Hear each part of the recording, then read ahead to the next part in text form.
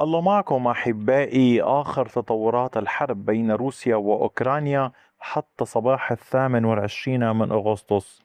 اليوم تطورات ترسم مشهدا ميدانيا متحركا على عدة جبهات في الحرب، لكن اللافت هذه المرة ليس تقدما منفردا في محور واحد، بل تزامن التحركات الروسية في عدة اتجاهات مقابل تحركات أوكرانية مضادة في جبهتين مختلفتين، من الشمال إلى الشرق إلى الجنوب. في الشرق تستمر العمليات الروسية باتجاه خطوط جديدة بالتوازي مع تحركات أخرى على محور قريب، ما يجعل هذا القطاع واحدا من أكثر أجزاء الجبهة نشاطا في تحديثات هذا الصباح. وفي الشمال الشرقي هناك أيضا تقدم روسي جديد، بين تشهد إحدى جبهات دونيتسك تطورات من الجانبين في الوقت نفسه، مع تغير جديد في السيطرة وتحرك روسي آخر داخل المحور ذاته. أما جنوبا فتظهر القوات الأوكرانية يعني بقوة مع تقدم جديد في محيط إحدى البلدات في جبهة زابوروجي، ما يعني أن الصورة الميدانية اليوم ليست أحادية الاتجاه، بل تتوزع بين تقدم روسي في عدة محاور وتحركات أوكرانية تحاول تعديل خطوط التماس والوصول إلى أهدافها. نحن اليوم أمام ستة تطورات ميدانية موزعة على عدة جبهات، بعضها يتعلق بتغير السيطرة المباشرة، وبعضها الآخر بتقدم نحو مواقع جديدة. واليوم سنتحدث عن كل هذا، وسنبدأ من جبهة دوبروبيليا. ولكن قبل أن أبدأ أتمنى من حضرتكم أن تدركوا أنكم جزء من نجاح هذه القناة، وانتشار هذه المعلومات يعتمد عليكم عبر مشاركة الفيديوهات. وهناك أمر هام يفوت الجميع: أنا أنشر الكثير من الفيديوهات الأخرى وليس فقط المتعلقة بتحديثات حرب روسيا وأوكرانيا. تفقدوا القناة لو سمحتم، ادخلوا القناة وشاهدوا هذه الفيديوهات واستفيدوا منها، بعضها مرتبط بالحرب الروسية الأوكرانية والبعض الآخر مرتبط بطريقة غير مباشرة بها. لنبدأ من جبهة دوبروبيليا. واصلت الوحدات الروسية عملية التقدم في محيط أنيفكا وباتجاه نوفو أودفوديان. القوات الروسية سيطرت على هذه المنطقة الموجودة هنا بالكامل على طول الطريق شرقا وغربا. كما تلاحظون هذه المساحة باللون الزهري باتت تحت سيطرة القوات الروسية. نتحدث هنا عن منطقة بعمق كيلومترين ونصف بامتداد نحو 3 كيلومترات ونصف. القوات الروسية تضغط بقوة في هذا الاتجاه. تشكيلات عسكرية روسية مختلفة تعمل على كامل هذه المنطقة، والقوات الأوكرانية تتمركز في كامل المنطقة المحيطة في هذه البلدات التي أشير إليها، وتحاول العمل بأساليب وأسلحة مختلفة، من مسيرات، من اشتباك مباشر، من ضربات مدفعية وصواريخ. وطبعا تحاول القيام بأمر هام: أولا تحاول منع الجيش الروسي من اختراق بيلوزيرسكي على طول المنطقة هنا، وهذه مهمة ليست بالسهلة على الوحدات الروسية. الدخول إلى منطقة يمكن القول يوجد بها تجمع البلدات الموجود هنا كما تشاهدون، يعني نحن نتحدث هنا عن تقريبا 6 بلدات. إضافة إلى ذلك القوات الروسية تحاول تخطي الدفاعات والتحصينات الأوكرانية الموجودة هنا. هذا الخط الأزرق الذي تشاهدونه، سأقرب الصورة، هو خط خنادق مضادة للدبابات، وبالتالي يحاولون حصر حركة الآليات الروسية باتجاهات محددة أو على طول المنطقة هنا. وبالتالي حين يتم حصر الدخول باتجاهات معينة والحركة يصبح مراقبة هذه المنافذ بالمسيرات، بالتالي يجعل المهمة صعبة جدا. لذلك الأمر ليس بالسهل. يوجد أيضا منفذ في المنطقة هنا. العمليات لدى الطرفين ليست بالسهلة. الأوكران اليوم أمام ضغط كبير. الروس وسعوا المعركة لتشمل هذا الطريق، هذا الطريق الذي يربط بين دوبروبيليا وكراماتورسك. تبعد القوات الروسية من هنا إلى هناك تقريبا نحو 38 كيلومترا مسافة مباشرة، ربما أقل أكثر، ربما يعني هذا تقريبا. فيما يتعلق بالعمليات هي مستمرة داخل المدينة ومحيطها. وفيما يتعلق بالعمليات الروسية نحو دريشكيفكا، فالجيش الروسي واصل تقدمه في اتجاهات أوليكسيف ودريشكيفكا، مسيطرا على هذه المساحة الإضافية. هذه المساحة ملاصقة إداريا لمدينة كوستانتينيفكا. التقدم الروسي كان على كامل هذا الامتداد بعمق نحو نصف كيلومتر، بامتداد تقريبا كيلومترين. تحديدا 1.81 كيلومتر. القوات الروسية تسعى إلى تأمين مزيد من السيطرة في المنطقة المحيطة.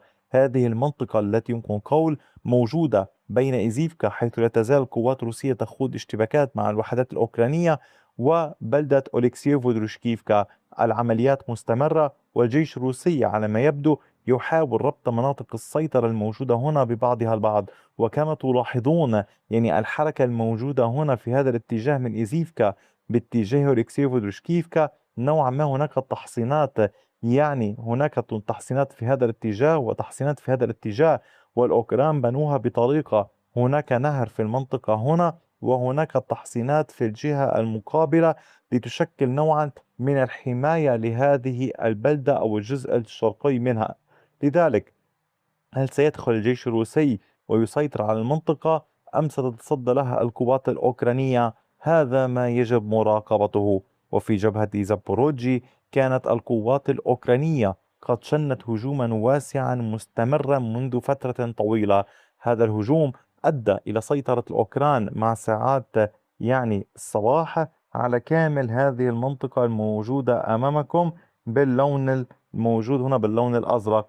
العمليات كانت هنا بعمق كيلومترين ونصف بامتداد 3.68 كيلومتر.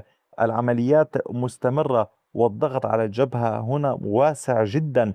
نحن نتحدث عن منطقة سهلة، نتحدث عن منطقة واسعة، هنا اشتباك كبير بين الروس والأوكران، فيما مجموعات التي تسللت الوحدات الروسية في المنطقة هنا تحاول العمل باتجاهات مختلفة على طول المنطقة هنا، تواصل الاختراقات باتجاه مناطق متفرقة. لذلك علينا مراقبة الأمر، إن كان سيطرة أم مجرد عمليات اختراق لإرباك الأوكران ولدفعهم للانسحاب من المنطقة هنا الأمامية، بدلا من شن هجمات للتفرغ للدفاع في هذه المناطق، كي لا يتقدم الجيش الروسي من هذه المساحات الموجودة هنا باتجاه مناطق سيطرتهم.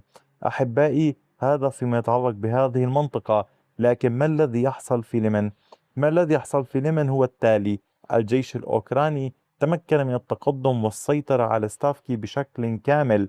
القوات الأوكرانية فرضت سيطرتها على البلدة ومحيطها في هذا الاتجاه على كامل المساحة باللون الأزرق.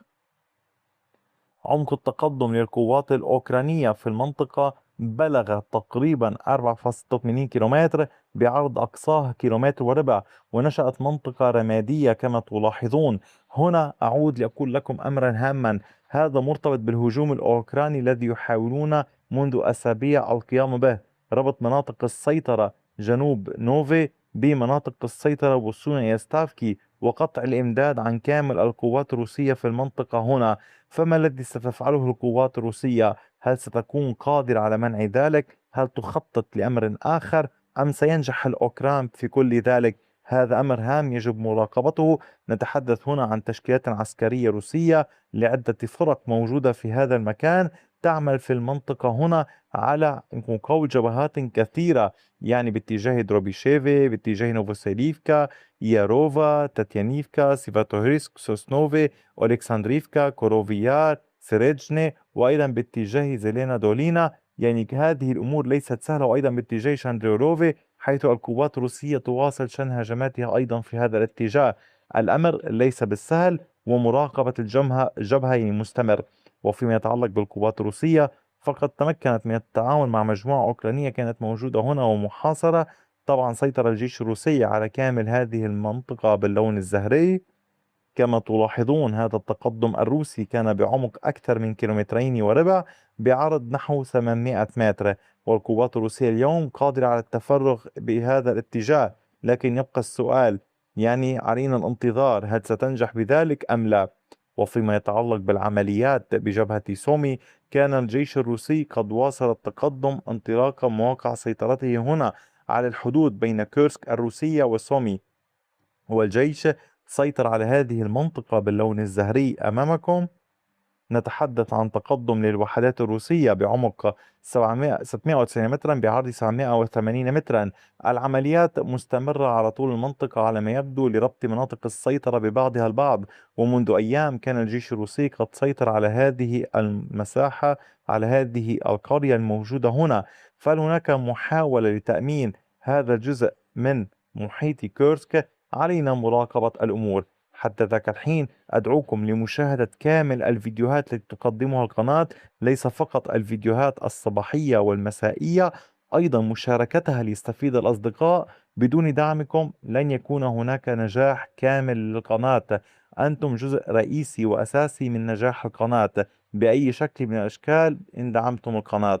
شكرا على وقتكم الثمين، وإلى اللقاء بفيديو آخر.